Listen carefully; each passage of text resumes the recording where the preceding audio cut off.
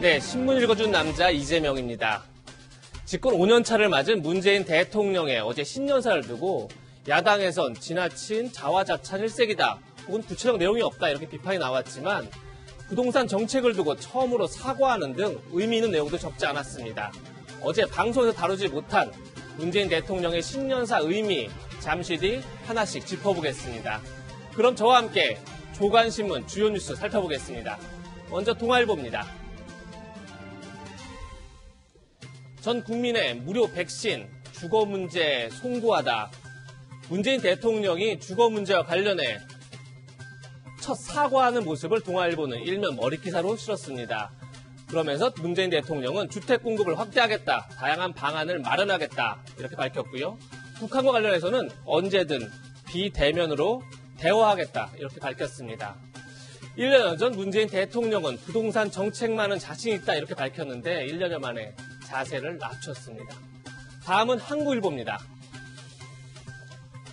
이번에도 부동산 소식인데요. 집 사자, 작년에만 360조 원이 집을 사자고 하면서 몰렸다는 겁니다. 전국주택 유형별 연간 매매 총액을 한번 보면요. 2006년도가 157조 원이 주택 매매에 들어갔습니다.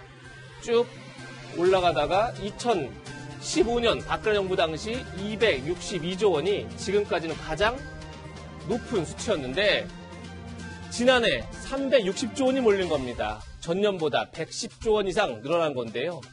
아파트 매수에 282조 원이 몰렸다고 합니다. 잠시 후 정부에서는 조금 있으면 부동산 공급 대책을 발표할 것으로 보이는데요. 과연 이번에는 시장의 신뢰를 얻고 부동산 값을 안정시킬 수 있을지 한번 지켜보겠습니다. 다음은 경향신문입니다.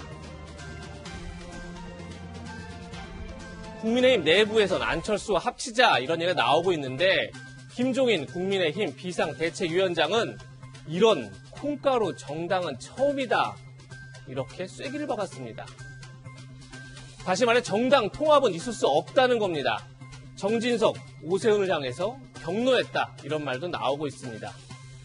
지금 보시는 사진은 국민의당 안철수 대표와 무소속 홍준표 의원이 어제 대구 동화사를 찾아 만난 장면입니다. 두 사람은 순전히 우연한 만남이다 이렇게 밝혔는데요. 보수의 지지가 절실한 안철수 대표 그리고 당으로의 복귀가 절실한 홍준표 의원. 우연이라고 치기엔 굉장히 묘한 만남이 아니었나 싶습니다. 다음은 중앙일보입니다. 인간에게 편견 배운 이루다 뉴스를 다루고 있는데요. 이루다가 뭔지 한번 보겠습니다. 이루다는 챗봇, 채팅 로봇을 개발하는 스타트업 기업이 지난해 12월 23일 선보인 AI 인공지능 친구입니다. 페이스북 메신저를 통해 대화할 수 있는데요. 2주 만에 약 70만 명이 이루다와 대화할 정도로 큰 인기를 끌었습니다. 그런데 이루다가 서비스 개시 20일 만에 서비스를 중단한 겁니다. 바로 이유는 채팅 과정에서 성희롱, 소수자 혐오 논란을 일으켰기 때문인데 바로 인간에게서 편향된 대화를 배웠다는 겁니다. 이런 논란은 처음이 아닌데요. 마이크로소프트가 똑같이 채팅봇을 테이라는 채팅봇을 2016년에 출시를 했었는데 이 테이도 백인 우월주의와 여성 혐오 내용을 학습하자 16시간 만에 서비스를 중단하는 일이 있었습니다. 인간이 만든 인공지능이 인간에게서 혐오와 편향을 배웠다. 참 부끄러운 뉴스가 아닌가 싶습니다. 다음은 조선일보입니다.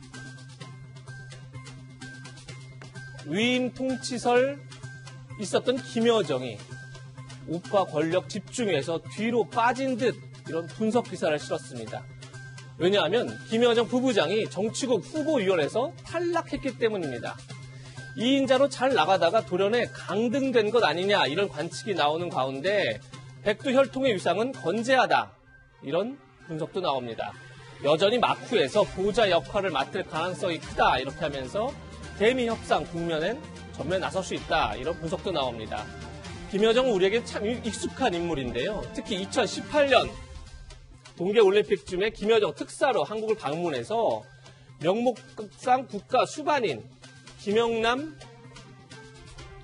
오히려 상석을 양보받을 정도로 굉장히 실세로 알려져 있죠.